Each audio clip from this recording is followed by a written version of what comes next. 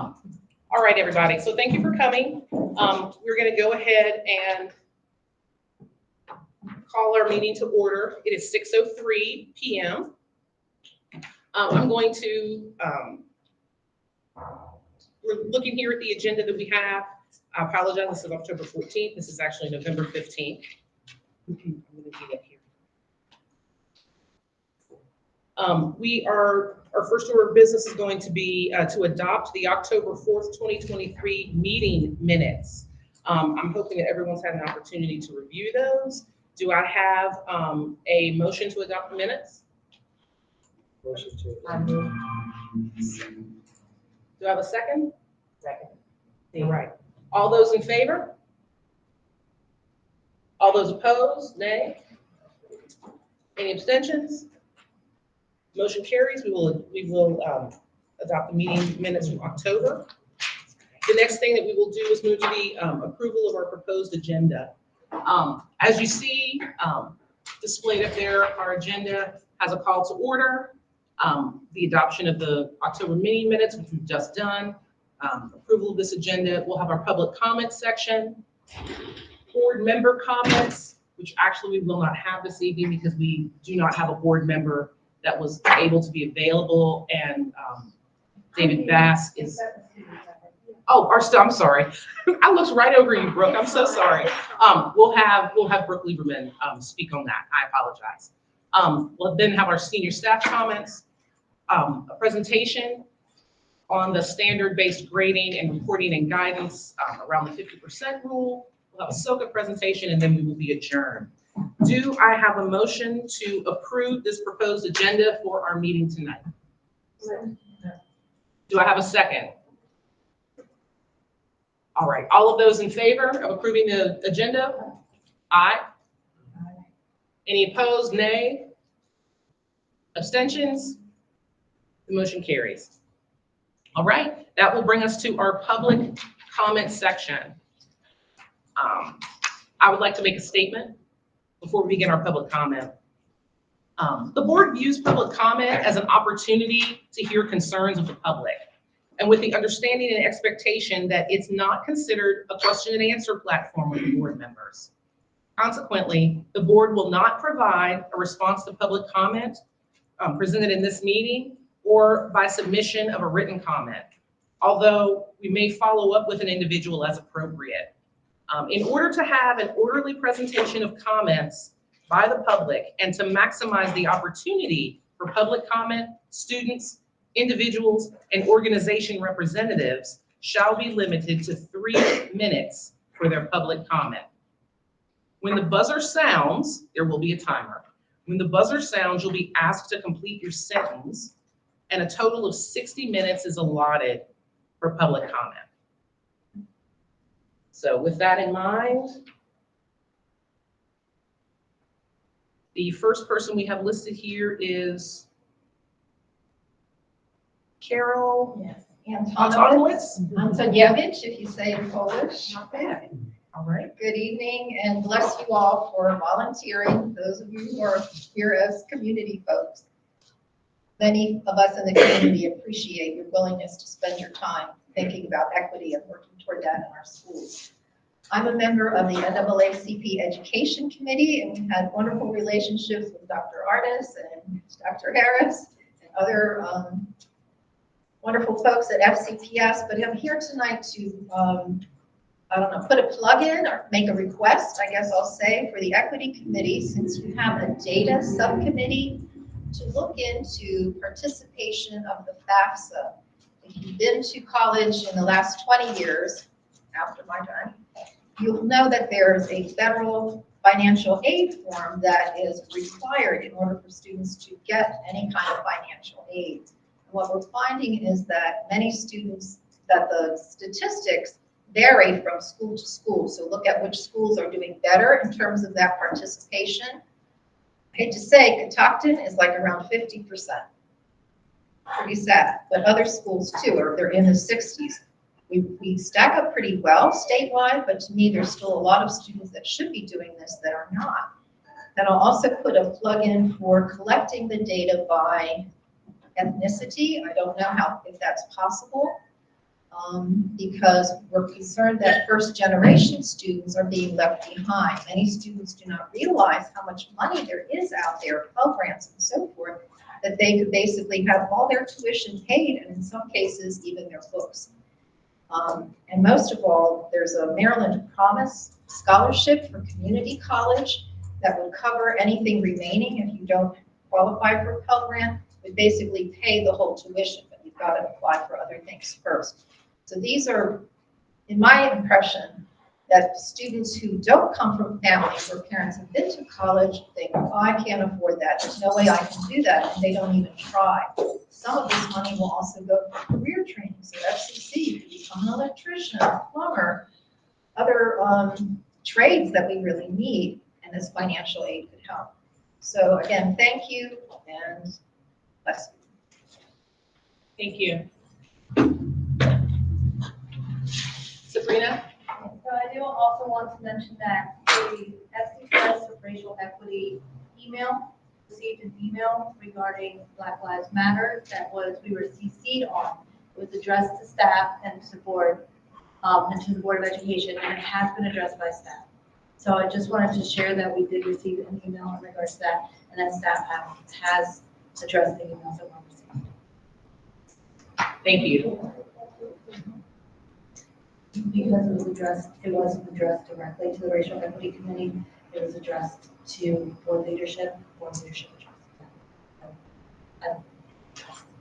That has not been shared out. We don't know what the context of the we just get stuck with those conflicts. If there's more that Mr. Bass can share at our next meeting, then we'll be able to share. All right.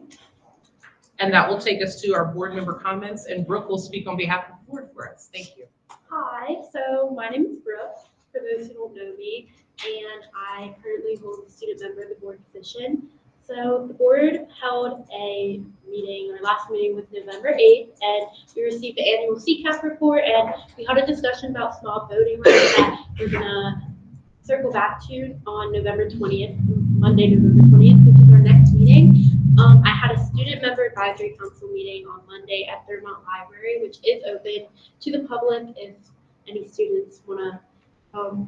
And then the Board of Ed will hold a virtual work session meeting tomorrow at 4 p.m. There will be no public comment though, since it's a work session. And I'm looking forward to, and I hope everybody has an enjoyable and restful break next week. Thank you, Brooke. Senior staff comments. Okay, I can start. Just an update with Regulation 117. There's just ongoing training that's occurring with staff to ensure compliance with that regulation. Just as a reminder, I think I shared it before, there are 3 required modules that staff participate in even before school starts, and then they just completed a required module during Fair Day, and then now there's some ongoing training that's occurring. Also, what's happening right now is our student voices programs that's at the secondary level, and so our equity staff is involved in several schools meeting with diverse stakeholders of student groups, and really gaining their voice to influence change in culture and climate and practices within their school community. Also, one of the things that we are significantly involved in is with school improvement plans. All of our schools must have an equity goal on their school improvement plan, as well as elevated student voice. And so school improvement plans have now been submitted, and Dr. Artis and myself are involved in doing some training and really taking a look at those plans to ensure that they are equity-driven, evidence-informed. And just in case you all don't know, we have an annual Reverend Dr. Martin Luther King celebration every year in January. So that will occur this year on January the 4th at 7 o'clock p.m. at Governor Thomas Johnson High School. And we look forward to seeing you all there. There are student performances. There are students who are represented from each and every one of our schools in FCPS. And we even have a community recognition as well, someone who emulated some of the traits, characteristics of Reverend Dr. Martin Luther King, named after one of our longstanding members of FCPS who have passed several years ago, Eva Maria Whittemore. So looking forward to see all of you there on January 4th. Thank you. Thank you, Dr. Karen. I didn't know if you had anything else. Dr. Harts? Yeah. Good evening, everyone. Just a couple things. Once again, Scott Murphy, a director in our curriculum and instruction department. Just a couple things to highlight. One, last week there was a board curriculum and instruction meeting. Those are monthly meetings. Another board committee that both Dr. Harris and I serve on. And just wanted to draw your attention to two items that were there that are probably of interest to this committee. One is expanding opportunities in elective areas, areas of interest to students to keep them engaged in middle school, as well as ensure a well-rounded curriculum that sort of connects to those high school pathways. So I encourage you to take a look at that. All of the resources and materials are on the Board Docs website for the Curriculum and Instruction Committee. And the second was expanding access to accelerated coursework and advanced coursework in middle and high school, and making sure that we are ensuring opening opportunities to all students, particularly students who have traditionally been underrepresented in advanced coursework. So just wanted to share those presentations took place, and you can see them posted on the website. The second, you may have seen in a Find Out First last week, when report cards went home, there was an announcement and a reference to a graphic on our website now called The Learning Journey Towards College and Career Readiness. And so whether it is at the pre-K level, in the elementary years, middle school, high school, we're releasing a framework that shares with students, parents, and community the milestones that tell us whether students are on track towards college and career readiness, and what it means at each of the learning levels. So again, something I encourage you to check out, and feel free to let us know what questions, concerns, or ideas you may have around those topics. Thank you. Thank you. Which dovetails nicely into you. Oh, I'm already up. Giving the presentation on the standards-based grading, reporting, and guidance around the 50%. So I'm going to stand so I can see that side of the room because my eyes don't work as well as they used to. Thank you, Sabrina. You want me to click? Okay, sounds good. Okay, so our topic for tonight. In the agenda, I think it said standards-based grading and guidance on the 50% rule, which is a good bit of what we're going to talk about. But what we call this effort in FCPS currently is equity in grading. So I want to give you a little bit of context of how we got here. Some things that level set where we are, hopefully give you some learning about where we've been and where we are right now, and then share with you some ways places we're headed in the future. Before we do that, I want to see who's here so we can adjust the presentation accordingly. How many students? Hopefully we'll hear a lot from them tonight about this topic. Educators? Other subject matter experts in grading? Other community members, parents, other members of the committee, thank you. Trying to get an idea of how we're all coming in and any levels of expertise around this topic of grading. So one more, 0 to 5, if you could hold on your hand.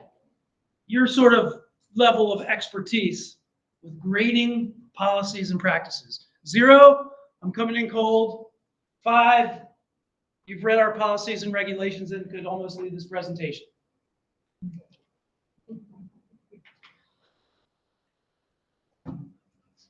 Okay, thank you.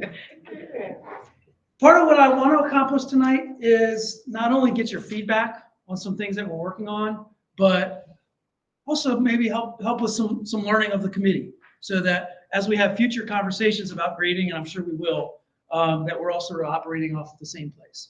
So next slide. Tonight, I'm going to give you a little bit of background, summary, some history, and sort of the landscape across the country and here locally.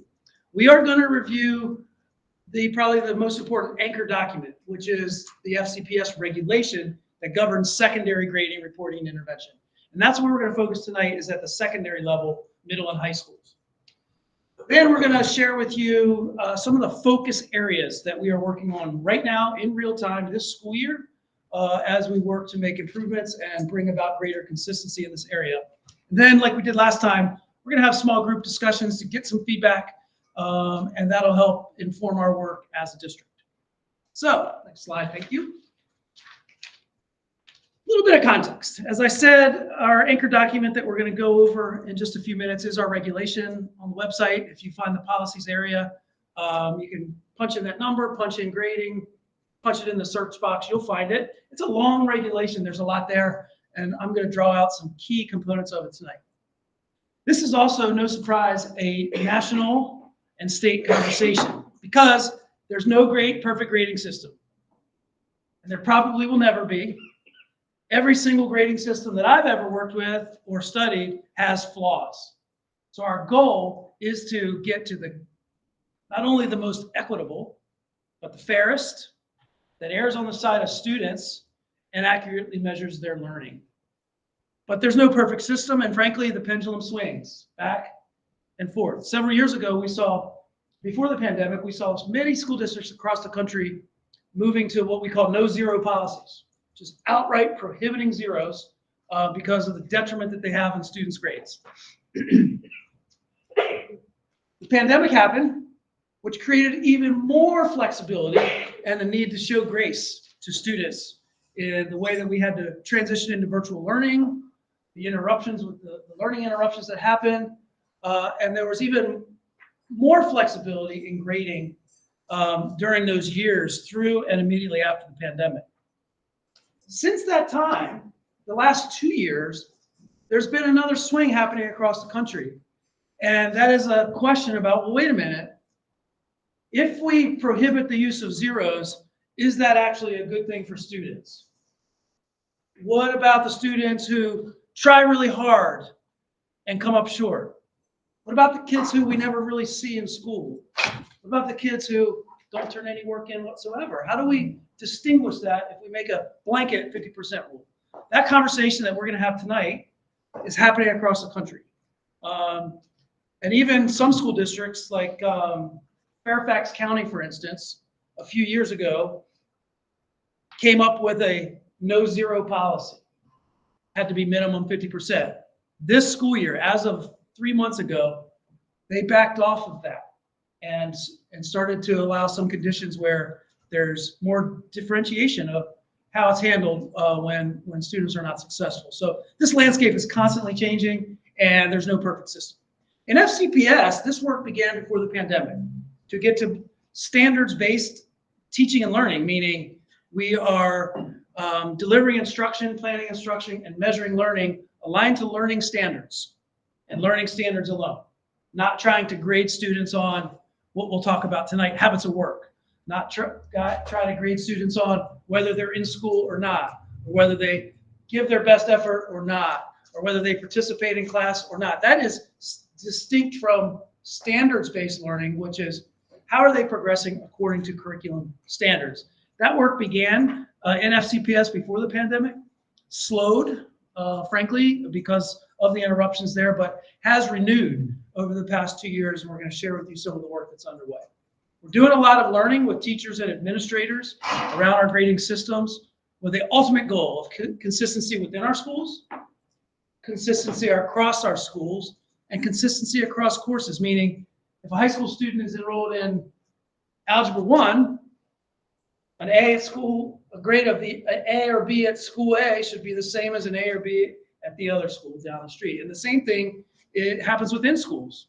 In classroom A and classroom B, there should be levels of consistency. Frankly, we're not 100% there yet, and it's part of what we're working to address. So as a result, we have some focus areas for this school year that's driving a lot of our professional learning, planning for the future, and that's what we'll get into. So first, this is the current state. This is our grading regulation, number 500-05. It's a long regulation, like I said, and for our non-educators, it can get very technical. But I drew out some key points to make sure that you understand the current minimum expectations in FCPS. This is the definition of a grade: a letter, number, or symbol of student performance of the essential curriculum being studied. At the end of the day, that's kind of what we mean by standards-based. What are the standards of the essential curriculum? Again, it's not participation, it's not effort, it's student performance of the curriculum.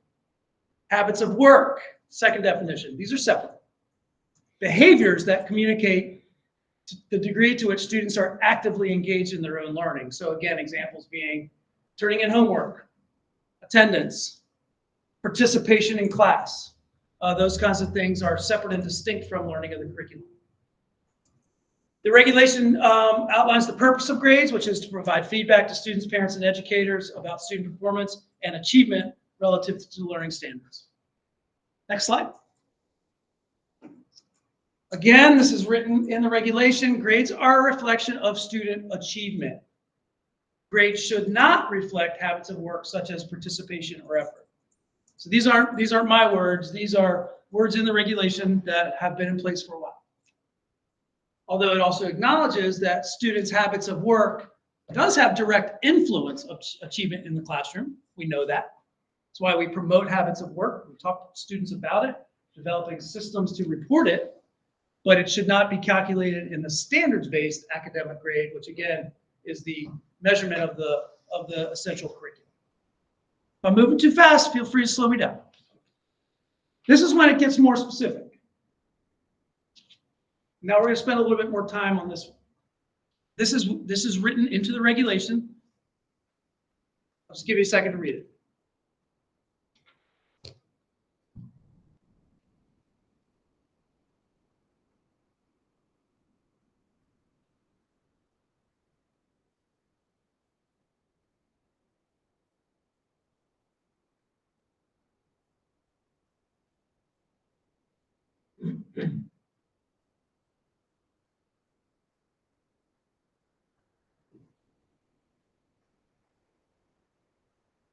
So let me unpack a few words up there and then see what any words jump out to you. The first bullet, when averaging grades on a percentage scale, that's sort of the more traditional grading system, 0 to 100%, 90s an A, 80s a B, etc. The discouragement of anything below 50% is based on use of that 100-point scale. Notice the word discouraged from, not prohibited from. Current state. Proficiency scale, a 0 is less detrimental. Proficiency scale in our education world often means a 4-point scale. Grading work on a rubric that may be 4 points instead of 100. 0 out of 4 is a lot different than 0 out of 100. And so when we talk about the use of zeros, it's really, really important to also consider what grading system is being used. Because if it's always out of 100%, that's one thing. If we're grading on a proficiency scale, 0 to 4 as an example, the impact of a 0 is different. And so that's the reference to proficiency scale. Sabrina, could you flip up 2 slides? I should have put this in a different order. This is an example of why the 50% quote rule or discouragement is there in the first place. Is because when we grade on a 100-point system, you can see how excessively a grade between the 0 and 59, a failing grade, skews the distribution of grades. Whereas if it's on a 4-point scale, like I just mentioned, the range of distribution of letter grades is exactly the same.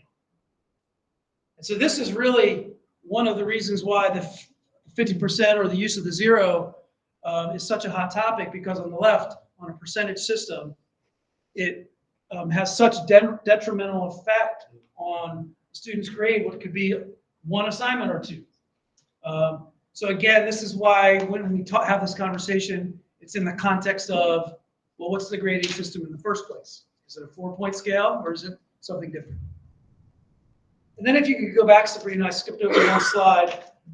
Just one other piece that is listed in the regulation. When last time the regulation was updated, there was the first effort to make it systematic in middle schools that 50 would be the minimum grade. This year, we are providing more direction to high schools to carefully consider the implications of that chart I just showed, but still are not at a point where a 0 is prohibited at the high school level. But it is now systematic at the middle school level based on guidance that's been provided. And then an expectation of professional learning and continued work to promote equitable practices, to minimize bias, and ensure at the end of the day that a grade reflects student learning at the end of the day. We also know about professional learning that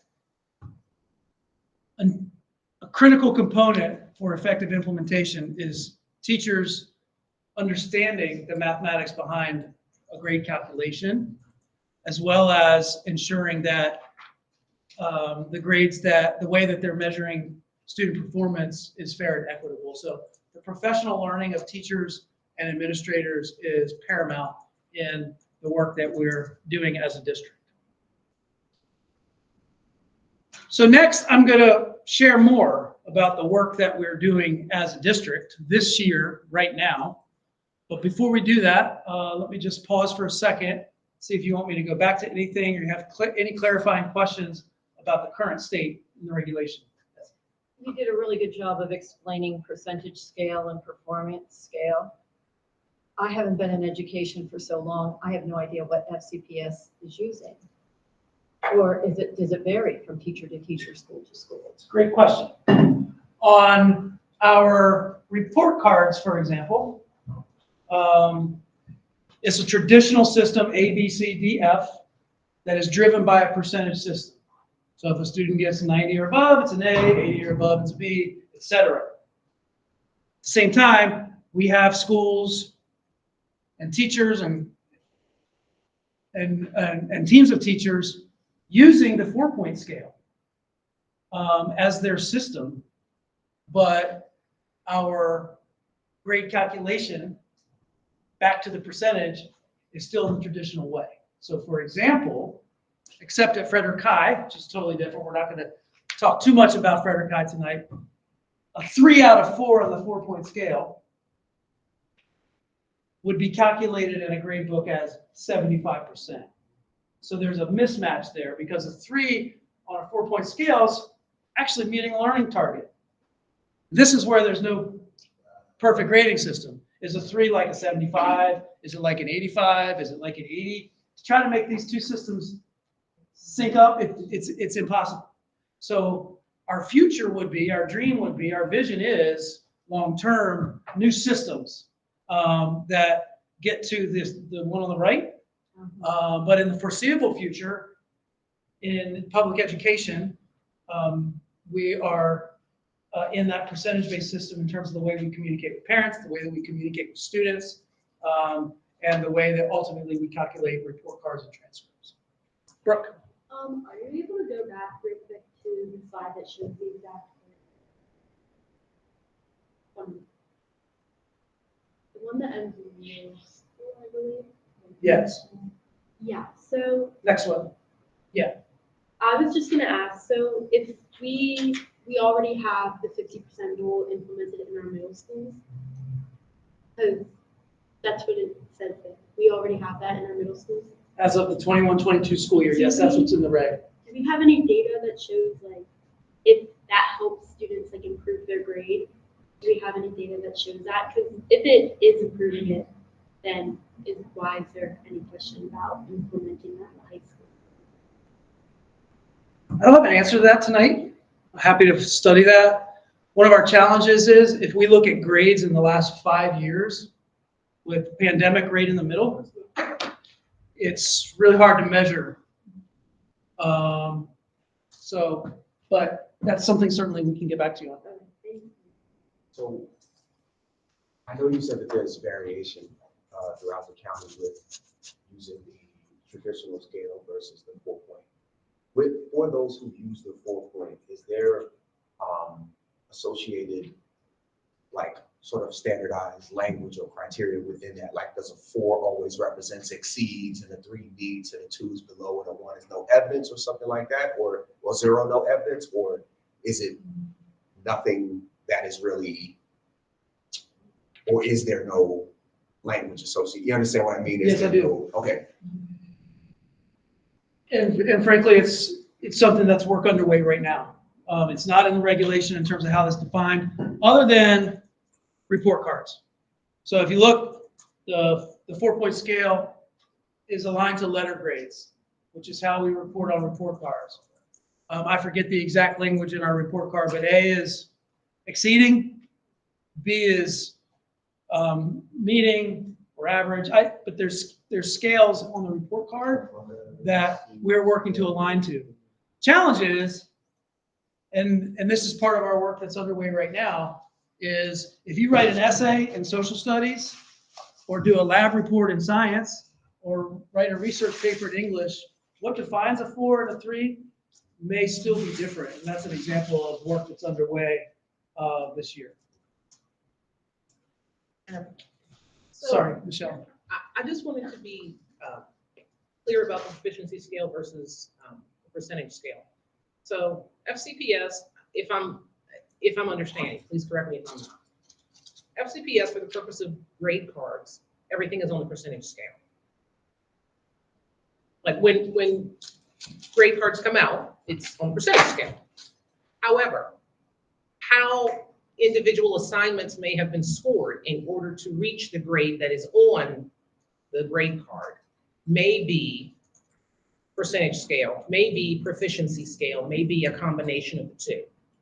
You said that very well. That's current state. Or it may be similar to when I went to Frederick High School many moons ago, and one assignment was worth 5 points, another was 10, another was 50, another was 100. And there were different ways that assignments were being assessed. So that is exactly the current state, which is different scoring systems ultimately get to that final grade in a term report card. Without there being a standardizing of it by section, by teacher, by grade level, I mean, like 6, 7, 8. Yeah, this is exactly where I'm going to show you that we're headed in the next part of the presentation. Michelle? I'm sorry, I just have one question, kind of piggybacking off of what Brooke has. And I understand that you don't have the answer now. Is there any data that shows that eliminating 0 at the middle school level, that it not only improved students' grades by the time they transition to high school, but that it also helped with knowledge acquisition? It's one thing, by the time they come to high school, grading is different in general, not just the 0. There is how they accumulate their credit as far as if they pass one term versus not necessarily passing the other term. There's so many differences that kick in by the time they get to high school. My question is knowledge acquisition. So yes, if I just turn in the assignment or if I don't do anything, I can get that 50. And then if I see that there is this high value assignment, I turn it in, bam, I'm at 60, hold the 60, I can get the credit for the course. But did I really learn what that course was teaching? Did I really acquire any knowledge that can go forward? So I get that you don't have the answer now, but that's something I'd be curious to see about knowledge acquisition in general with the change in the grading policy.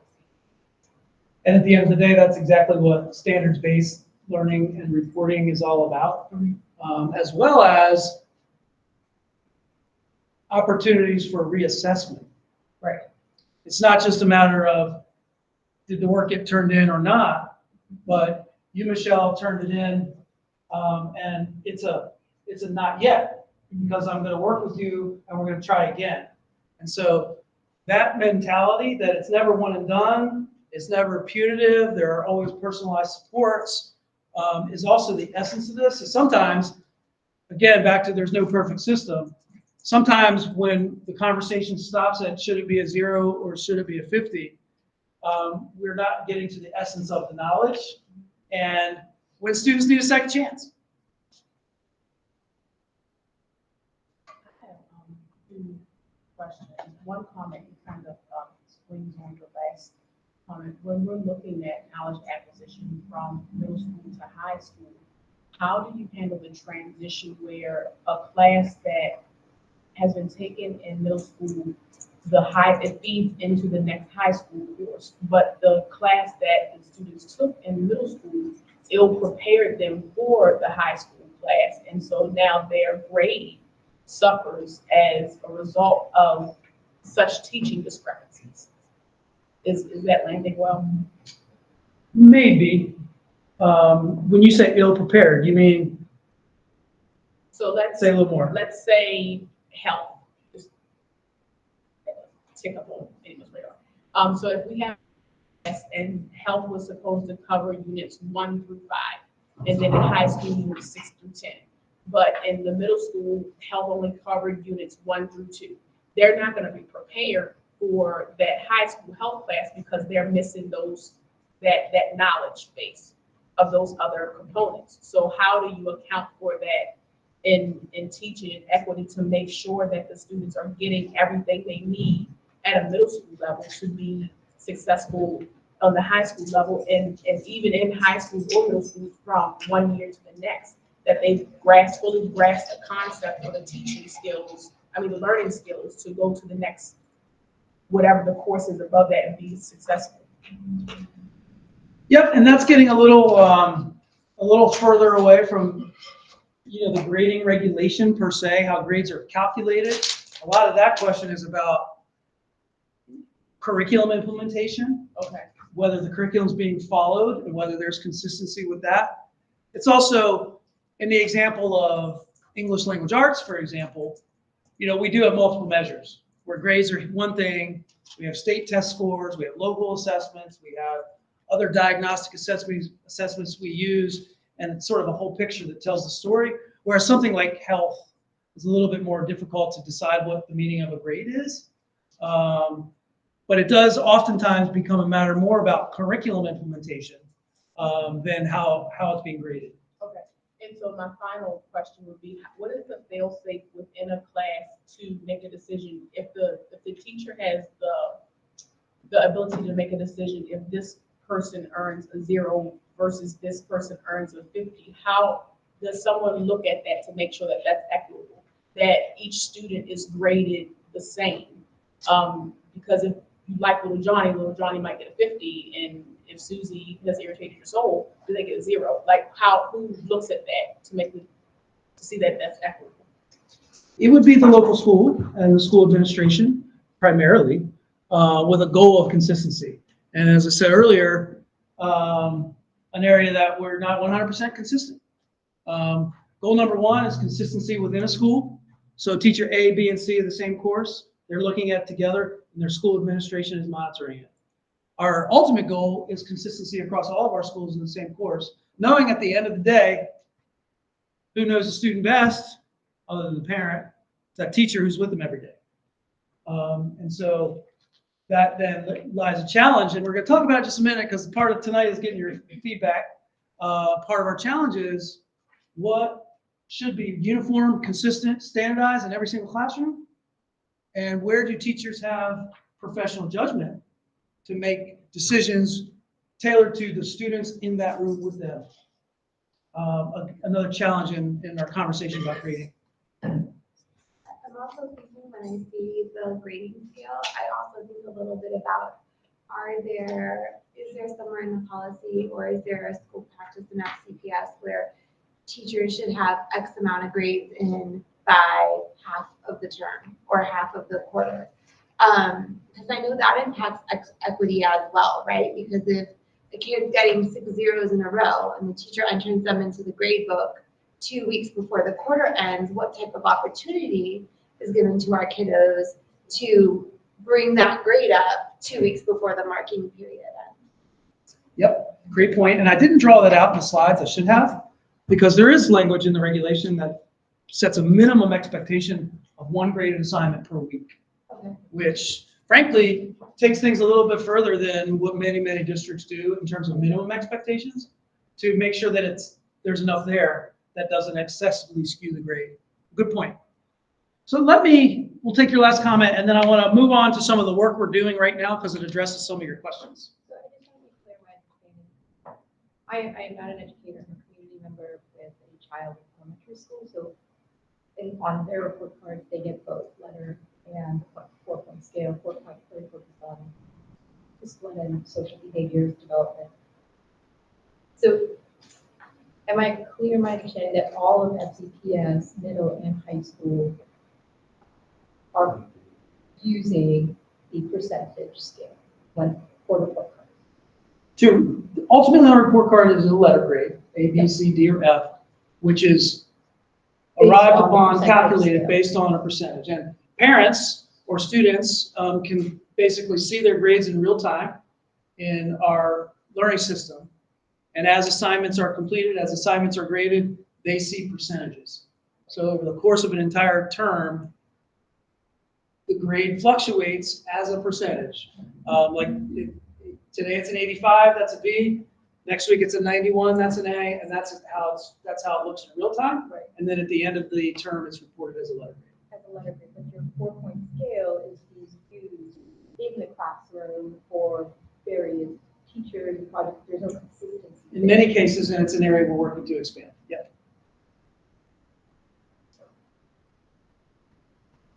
Okay, so to try to address all of these great questions that are real, we have 7 focus areas that are an emphasis this school year and an expectation for our schools to explore and get to greater consistency with. So if you could just take one and pass it.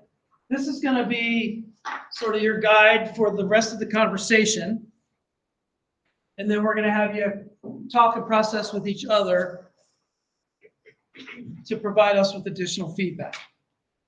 I'm going to use this document and some questions to explain and explore each of these focus areas.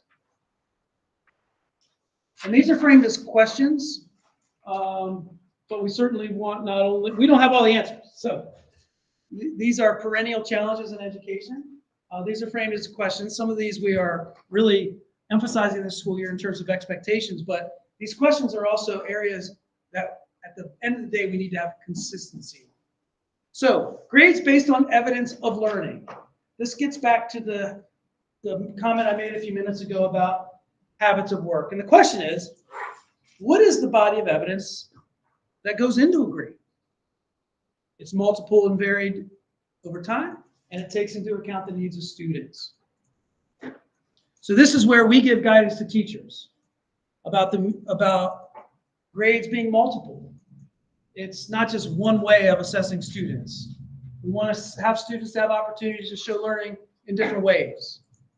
We do not want to be grading or doing anything punitive related to a student's level of participation or effort. So I'm going to go through each of these 6 areas and explain some of the thinking. So you want to take some notes as I'm talking, because when I'm done the 6 areas, I want you all to talk together and then respond. The second, we just mentioned it a few minutes ago, consistency and collaboration. The student's overall grade, what should be consistent for all teachers in the course? And what should be left to the individual teacher? This is a challenge that schools and districts have. Should we have the same exact assessments that make up the entire grade in every course that's the same? Or should teachers be given the professional judgment to adapt some things that are happening based on the needs of their kids in that particular class? This is another area where we don't dictate how many assessments have to be exactly the same. But we believe there should be some common assessments that tell us some things. There should be some things that teachers are able to customize for their kid. Also, practices as it relates to how I redo a test. What are the policies for late work? How much assignments are weighted? Our expectation as a district in these examples are consistency. Right now, within a school, the teachers in that building, and ultimately across our schools. But something like late work policies. Right now, that's an example of not something that the district says, if a student turns in something late, they only have X number of days to get it in, or it's a whatever deduction in the grade. That's not something that the district mandates. It's something we expect teachers, however, of the same course or teachers in the same building to be consistent on. Because they got to be working together. That's our expectation. We talked about the grade calculation in terms of 50%. There's also in our regulation, I didn't mention this earlier, homework. Homework in our regulation should not be counted for more than 10%. And to your point,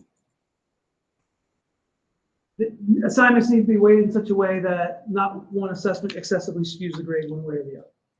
That's another area that we're focusing on this year, so teachers have better awareness of how things are weighted and the potential impact of skewing the grade.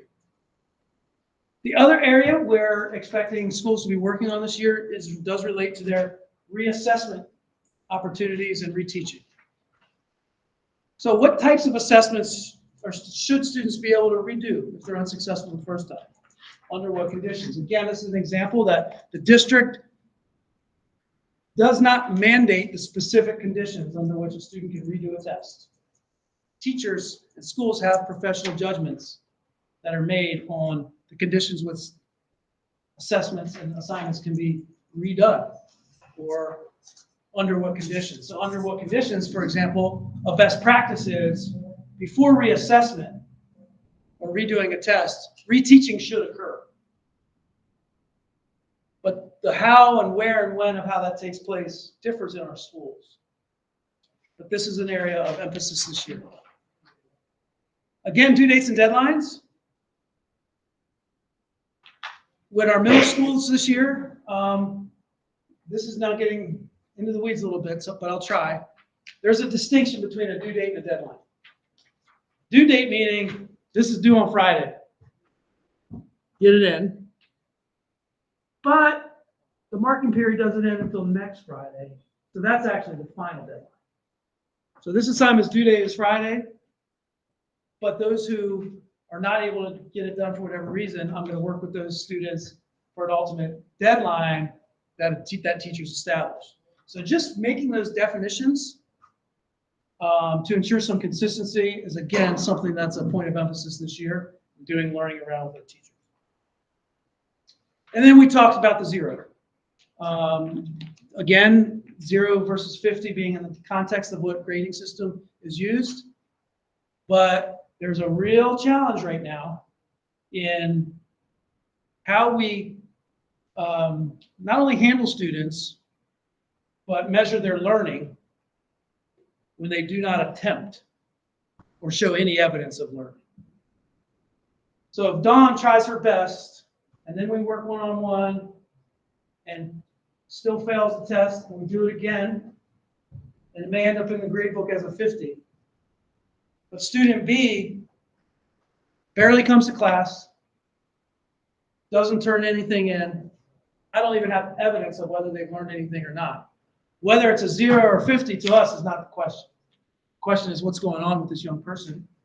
How should we be intervening to get them to class, to measure their learning, to make sure they're engaged, and not be punitive in the way that their grades are being calculated. That's our challenge, because that's the ultimate goal that we have when students are unsuccessful, is meeting them where they are, not deciding whether the failing grade is going to be a 0 or a 50. If you know what I mean. So what I'd like you to do is unpack a few of these areas or go through them all. We're going to give you, what time is it? It's almost 7 o'clock, 6:53. So I would say 15 minutes to start. I have to just process everything that I've shared, go through these buckets, what comes to mind, what problems need to be solved. Do you have answers to these questions?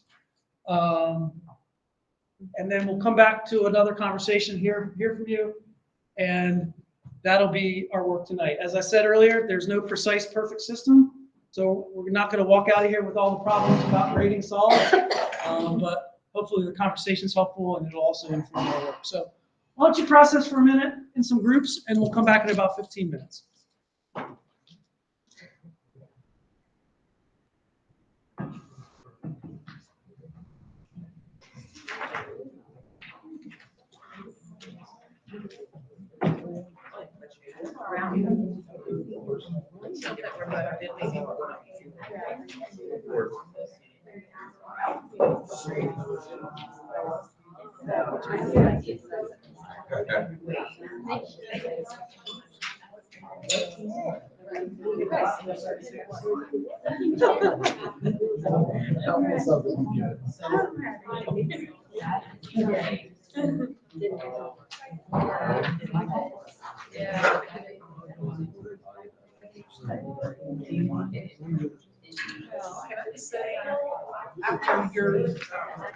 After this presentation, understand.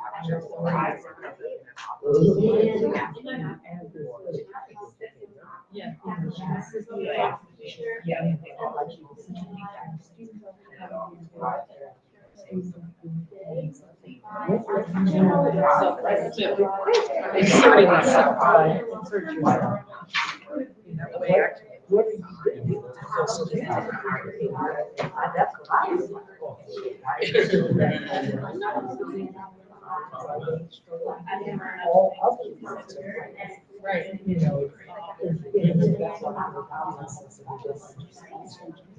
So I see the rainbow. I'm not daughter English for now. And I said, we're gonna do fast. We're gonna do like I said. So we go to. So we just everybody has a plus. Yeah. We just. Yeah, that makes sense. Because your grade is here. Okay. If you take straight A's for the rest of the year, you'll get a grade. So what you're gonna do is like, you're not gonna go. Use that area. Exactly.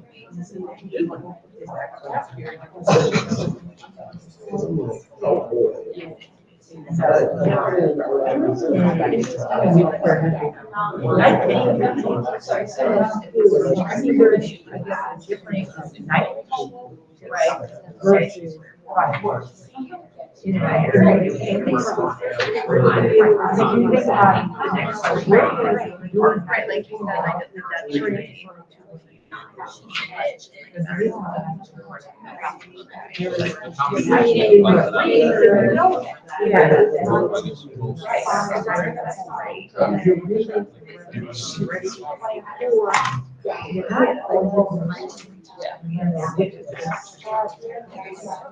There are plenty of ways.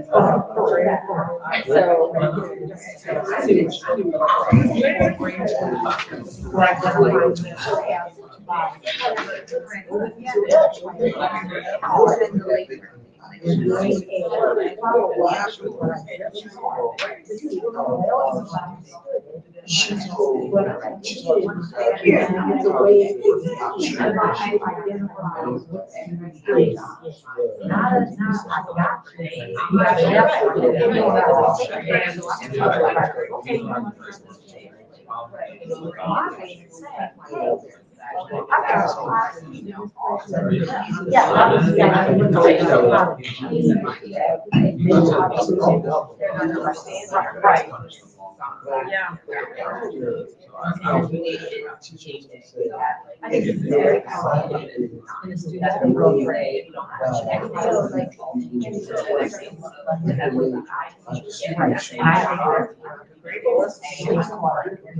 I think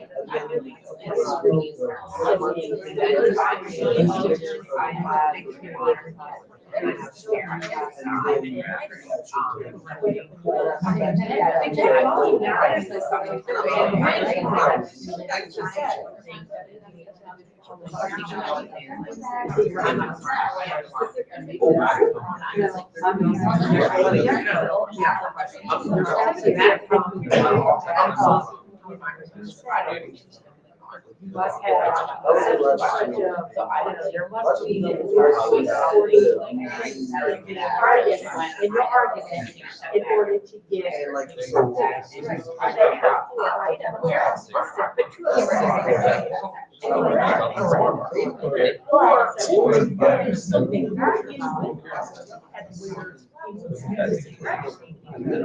There's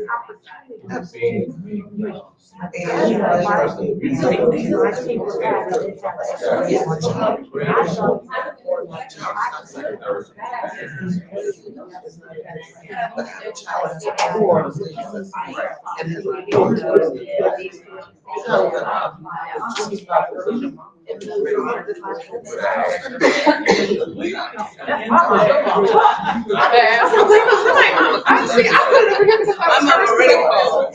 I was gonna say, they my mom, never without saying.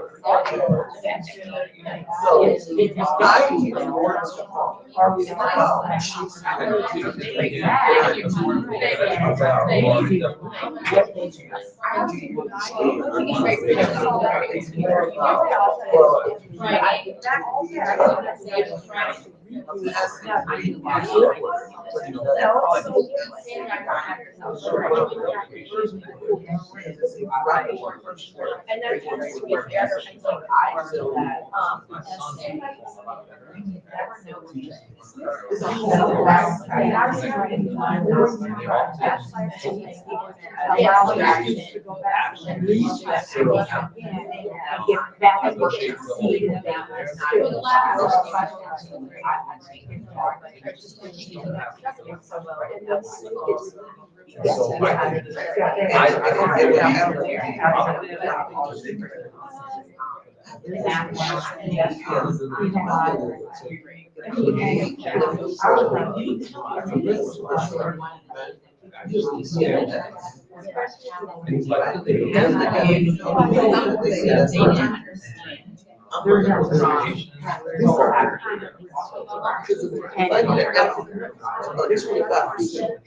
And I got 62. 62, ain't no damn passing grade. Beautiful man. It's not, that's not, but they pass it. But I haven't read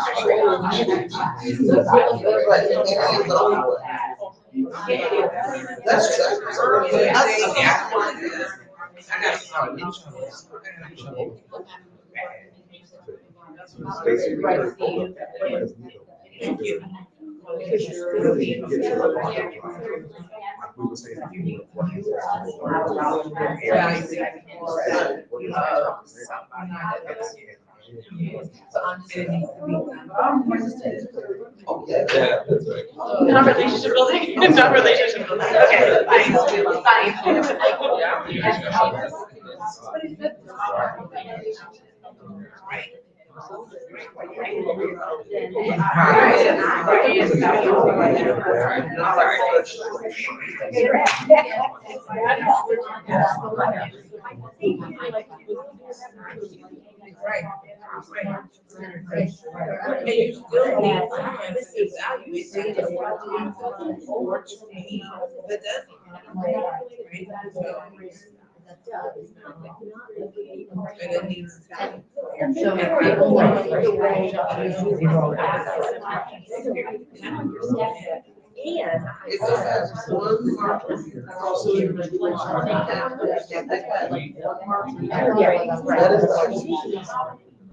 That's what I'm saying. Hear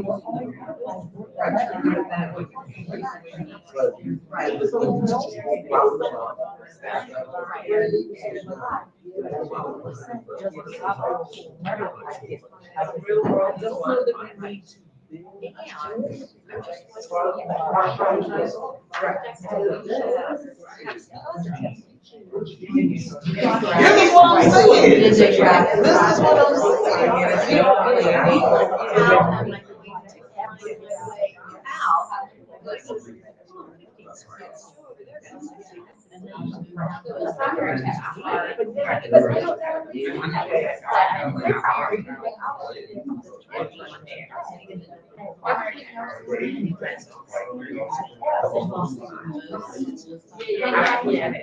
Right, I get it.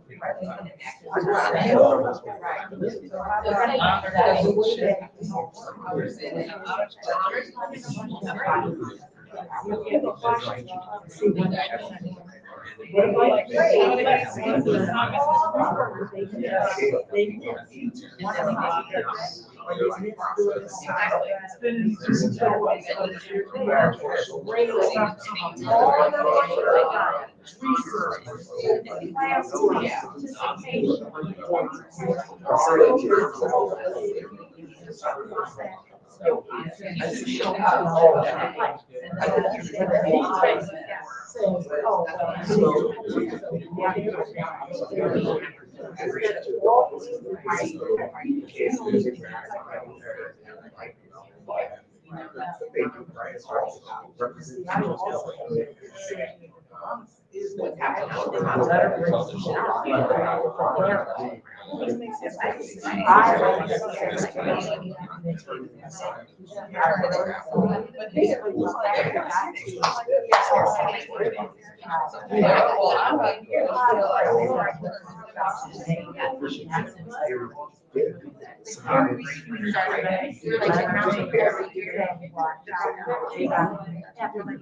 That's what he did. And then when you say that, I'm just thinking back to, 19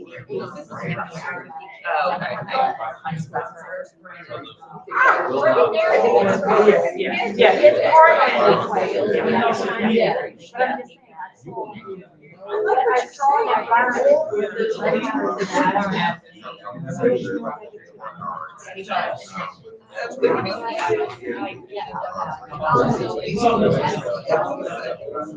Somebody play a game.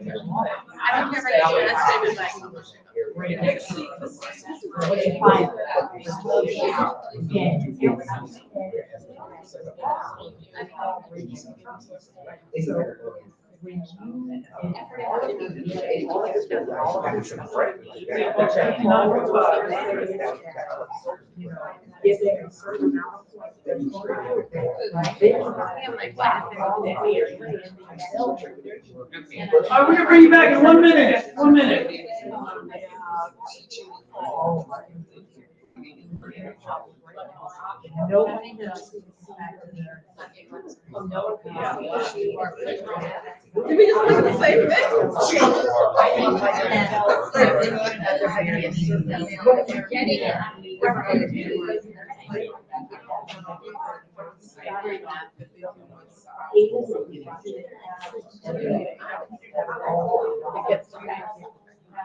Well, what happens to those ones who get? They don't.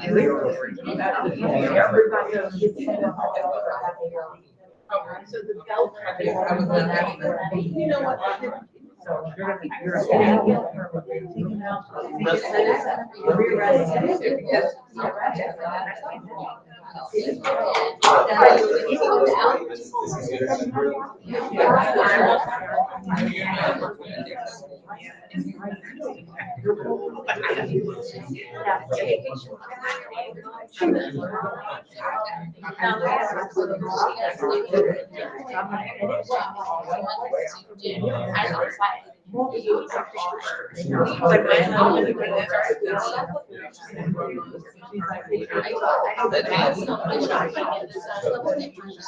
Okay, can we bring you back?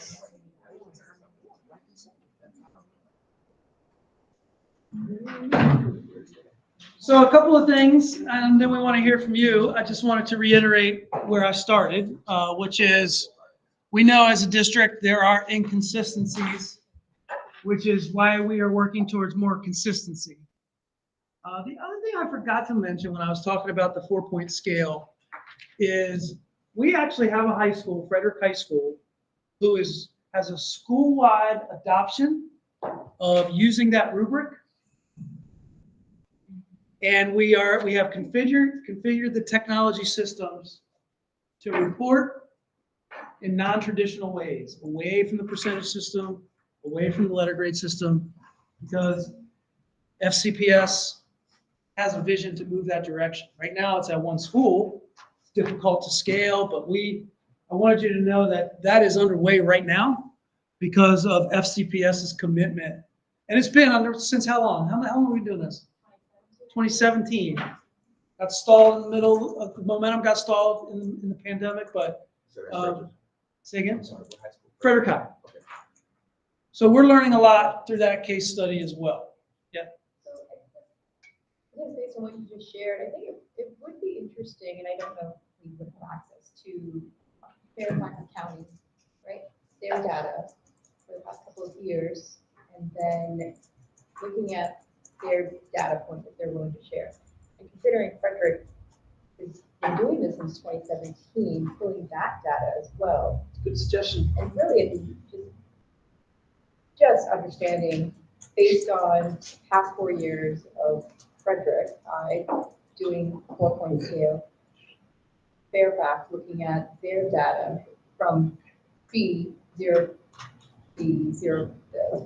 what is this, the use of zero policy. So I think looking at that, that may give some findings that can help guide a little bit on what that future could be for FCPS. Yep, we talk to other districts all the time, as well as study some of these innovative systems that are happening. The other thing I just wanted to say before we hear from you is that, don't forget, I was invited tonight to present about grading. As I walked around, I heard a lot about relationships. I heard a lot about the teaching moves that need to happen to ensure students are successful. I heard about interventions and supports and parent communication. Okay, those are all, that's the real problem we're trying to solve. But just wanted to keep that in mind as we go around, because it probably elevates some bigger issues than a grading policy. And so it's a good time to say, what is the problem we're trying to solve? Is it 0-50 or is it something bigger? So tell us about your conversation, any themes that emerged. And if it's about relationships and teaching, that's okay too. Brooke. So my group discussed a lot about the consistencies and inconsistencies we see in learning. Talked about how in some classrooms, just an example, not with grading, you can just get up and go use the bathroom, but in others you have to raise your hand and ask, and sometimes you're being told no. So just the consistency of going door to door and receiving the same treatment. Being important.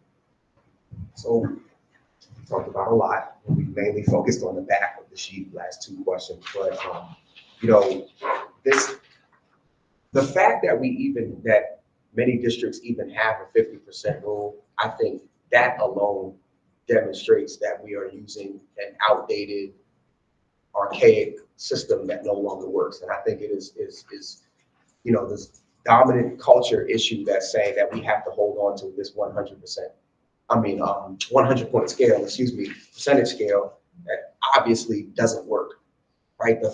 Again, the fact that we have to implement extra rules in order to dictate how grades are going to put in shows that that system is flawed and that we need to come up with something better, whether it is the 5-point or something else.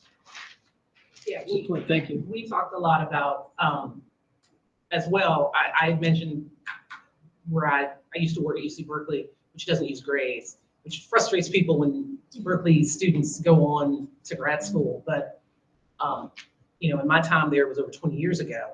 So there are plenty of other places, and granted California is a different place as well, that try to do something else. But we definitely were talking about how that notion that this is how we're going to do it, and having a very rigid approach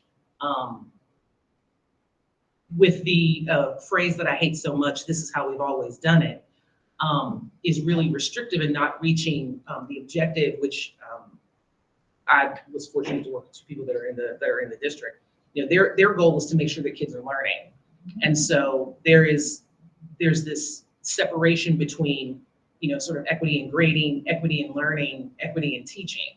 And so we can talk about the grading and the things that we can do to sort of equalize that, but you know, as you start to peel that onion, then you start discovering that there are other issues. And so we felt like there needed to be the initial focus of what is it that we're trying to do. Are we trying to assess proficiency from students, or, you know, are we, and do we really believe that grades are the way that you can prove that a child has learned, Or are there other ways that that can happen? Our group talked a little bit about homework too, the expectation of nightly homework for a lot of our students. And not all students are able to do nightly homework. I gave an example of my own child. He's like, I know how to do the work, so why do I need to do homework? There's really no reason for homework. If I already showed in class, I could do the work. So we were talking about, are we assessing children on what do they know or do they complete homework? And for a lot of our students who don't complete homework, getting a 0 in that grading, when you're grading, is detrimental because it can pull it down a whole letter grade by even with the 10%. It still pulls it down a significant amount when you put 0s in for homework that's not being done. One of the things that you talked about a little bit on the end was the assignment weighting and how tests are weighted so heavy. I know with my son, the teacher marked him wrong on one of the answers. He did everything right. Everything was right. He just forgot the parentheses. So at that point it was punitive. So you forgot this one thing, the whole problem is wrong. And so when you're looking at children who may have shorter attention spans or children who may have test anxiety, if the grade is weighted so heavy, then does it become punitive because they are working with a deficiency in that area? I'm actually pointing to Dawn from that because we had talked about the assessment and reassessment and having that opportunity to do that. And that sounds like one of those things that could be addressed with that. Maybe. Yes, it can. And reassessment is fundamental to standards-based approaches to whether we know students are learning or not. Yep. I was just gonna add on to Ms. King's claim about homework and the fact that you said even if your son knows it, he's like, why do I still have to do it? Even if the child doesn't know what they're doing, are they just gonna go home and sit there and do nothing? I mean, a lot of times I learn in math and I just can't remember what I'm supposed to do, and I just sit there and I don't know what I'm gonna do, and then I get a 0 on homework. It's just I don't know what I'm doing, and there's nobody there to help. Right, absolutely. I think your colleague on the board, Mr. Jay, presented about this recently, We talked and about that. Dr. Dyson has asked us to take a look. This is completely, I know I'm off topic, please. When we're thinking about homework, we are, as parents, at the mercy of Khan Academy. And hopefully we can watch the YouTube video, remember it, learn it real fast, and then reteach it to our children. And so if they're bringing homework home and they've missed something, why doesn't SCPS have, okay, assignment 1, boom, go to the link, click it, this is the review. So that example is there for the students, so they're not frustrated and we're not wondering what happened to all our education dollars, and they're getting what they need to get as far as learning experience. Who's next? Go ahead. So to build off of that, your students can use TutorMe. FGPS does pay for that. I mean, it's going to be a little bit different because it's not from your actual teacher, like somebody that you know, but it's still an option and that may help them. But like the second thing I wanted to say is about the due dates and deadlines. I am a student, but I'm also a student teacher, so I've seen both sides from a middle school perspective and a high school perspective. I feel like the middle schools are kind of doing their students dirty, because once you get to high school, if you start, at least I was like my school, if you start, if you didn't turn it in on the due date, then by the time you get to the deadline, you're at a D, because they take off a grade level, letter grade each day. So I feel like if we're going to do that, that should go across the board, because it's going to be a very rude awakening for your students once they get to high school and they see that that's happening. Thank you. There's another opportunity for the reassessment. That- The due date is when it comes in, you reassess, and then by the deadline is the final once people have had their opportunity. I just wanted to also add, we are talking about reassessment, but a huge component of this is the relearning and reteaching aspect of reassessment. I think when we did this at Frederick High, there was so much emphasis put on the reassessment, and that is a huge piece of it. But preceding the reassessment comes reteaching and relearning. And so it's not kids just give me another quiz real quick so I can do better on the test. You know, it was really about that process. That is what I meant. Yeah, okay. So I I'm not saying, apologize. yes. No, I apologize for not putting it all out there, but yes, when I said that, I was shortcutting that. Yes, we go through that whole That whole process. cycle. And that's, we can't miss the other components of that reassessment cycle. Yeah, sorry. I No, it's don't okay. want to take you down. I wanted to hear from lots of students. I was just gonna say, with TutorMe, like, I remember, like, about a month ago, I, like, was having trouble with an assignment, so I went on it, like, at night, you know, since 24/7 tutoring. I was waiting for an hour to get connected with a live tutor, and a lot of students just don't have the time for that, because I asked my parents, they didn't know, told me to try TutorMe. I was like, you know, voted for TutorMe, I should try it out. I tried, and I like waited an hour for live tutor. So with like not knowing the homework, then having to wait an additional hour, which a lot of students don't have the time to do. A lot of students have sports, extracurriculars, after-school activities. It just doesn't really work out with the homework. Did a tutor come after an hour? After an hour, yeah. Sorry that happened. But I didn't flag homework in particular tonight in the presentation, but I'm glad you all have brought it up because it's another area that the district is currently working on, not only trying to get a better consistency, but hopefully new approaches. So, just in my head, the other day, we were having a conversation in our SIP meeting about one of the goals, and one of the goals was to decrease the amount of suspensions for students who are free and reduced lunch, okay? So I said, well, which this all brings me back to this conversation tonight, because there's a policy, there's a practice, there's a goal. We have a goal, there's a policy, and there's a practice. Well, if you have students who are have high ACEs, have a lot of trauma, and you treat everybody the same. Like, I know this child is this, I know this child is homeless, I know this child is going through things. However, when you're late to school, you get this, and if you are late again, then you're suspended. It's one blanket rule, but we're talking about equity. So I thought about that in this conversation, because these same traumas that students have, right? I have a young lady right now, trauma. We have to do a better job of informing, in my opinion, informing teachers when students are going through these things, so that we can determine what modifications and accommodations are we putting in place for those students who we know have these huge extenuating circumstances. We know who they are. And if we continue doing the same thing, what's going to happen?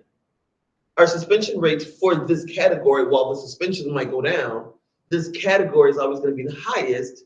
That's just what it is. It's the same thing with grades. We're penalizing kids for homework, we're penalizing kids. You've got teachers who literally take a letter grade off a day when it's late. No matter what the circumstance is. So, you know, my life is blowing up right now. I'm trying to get this work in. And as a result of me staying up for several hours, several nights, the highest grade I could get is what, a 30, because I've already lost 70%. Like, what's the point? So I think that we really need to think about that, because that is huge. That is huge. I mean, you have students who flat out don't want to do their work. That's a whole nother circumstance. I'm talking about students, particularly in our high schools, who are living like young adults because they, quite frankly, are taking care of themselves. What do we do for those students when we're talking about equity? Because they're not on the same plane. The students they come in the office and the mom and dad, they're here for their meetings, they're here, they have all of their basic needs are taken care of.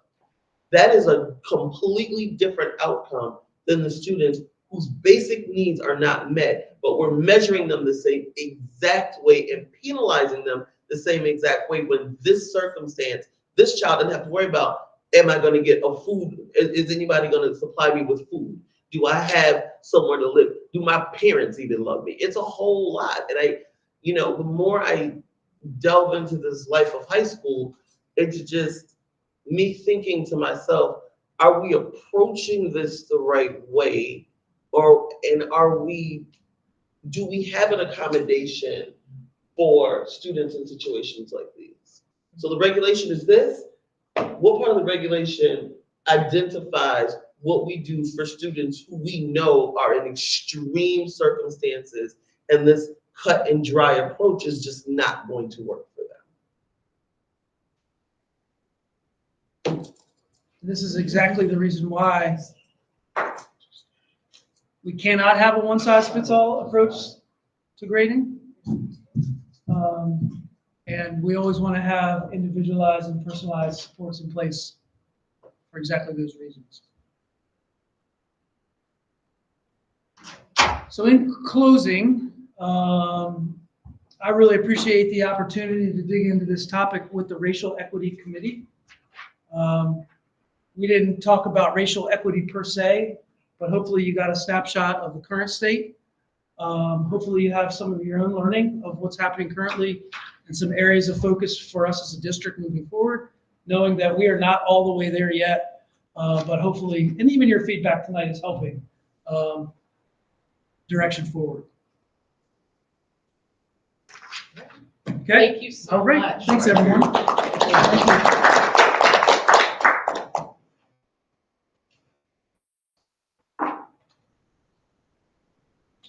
All right, so we will have our final piece of the agenda, SOCA. Yeah, Michelle, you want to share the date? So SOCA will be having an event at Frederick High School on Saturday, December the 8th. Hold on, I'll get you, keep talking. And this is just a get together for them to be able to welcome all of the new members and get to know everyone. So I do know the time, I may be 16th.